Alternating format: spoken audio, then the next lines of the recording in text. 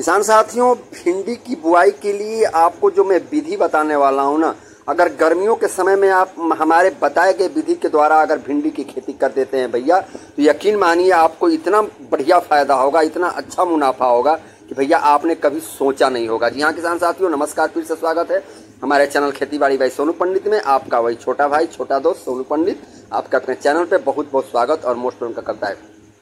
किसान साथियों, भिंडी जो होती है ना, गर्मी के मौसम में भैया यह लगभग अच्छी उपज देती है। वैसे भिंडी की खेती सालों भर आप कर सकते हैं, लेकिन अगर हम भिंडी की खेती की बात करें भैया, तो भिंडी की खेती के लिए, अच्छी फसल के लिए भुरभुरी दोमट मिट्टी लगभग सबसे उत्तम मानी जाती है। वैसे सभी मिट्टी में इसकी आप खेती कर सकते हैं, जिसमें आपको जैविक खाद और पोषक तत्व पर्याप्त मात्रा में हो।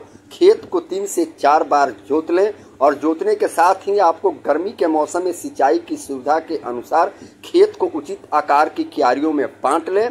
और उसके साथ साथ भैया खेती से पहले 120 से 200 क्विंटल गोबर की खाद प्रति हेक्टेयर की दर से आप खेतों में मिला दें। इसके अलावा 50 किलो नाइट्रोजन, 50 किलो फास्फोरस और 50 किलो पोटास भी प्रति हेक्टेयर की दर से आपको मिला लेना है। वही बुआई की 1 महीने बाद आपको 50 किलो नाइट्रोजन अतिरिक्त मिलाना सबसे उत्तम है। किसान साथियों, अब बुआई के समय आपको कुछ बातों पे ध्यान रखना है। गर्मियों के मौसम में अगर आप भिंडी की बुआई कर रहे हैं तो कतार से कतार की दूरी 30 सेंटीमीटर रखें और पौध से पौध की दूरी 12 से 15 सेंटीमीटर रखें। अगर बारिश में इसकी खेती कर रहे हैं तो कतारों से कतारों की दूरी 45 से 60 सेंटीमीटर और पौध से पौध की दूरी 30 से 35 सेंटीमीटर आपको रखनी चाहिए। किसान साथियों, गर्मी के समय में 5 से 6 दिन के अंतराल पर आप सिंचाई करते रहें भिंडी की फसल की, जबकि बारिश में आपको जरूरत लगे तो ही सिंचाई करें, अन्यथा आपको नहीं करना है। किसान साथियों, उसके साथ साथ आपको निराई गुड़ाई और साथ ही साथ खरपतवार आपको निरंतर उसमें से हटाना सबसे ज़्यादा अनिवार्य रहेगा। किसान साथियों, भिंडी जो होती है ना भैया, भिंडी एक ऐसी फसल है जो हर किसी के लिए लगभग फेवरेट माना जाता है। दाल चावल से लेकर के पराठे तक में भैया इसके लोग जम करके गर्मी के मौसम में पकाते हैं और खाते हैं। भिंडी न सिर्फ खाने बल्कि कई और कामों में भी उपयोगी माना जाता है।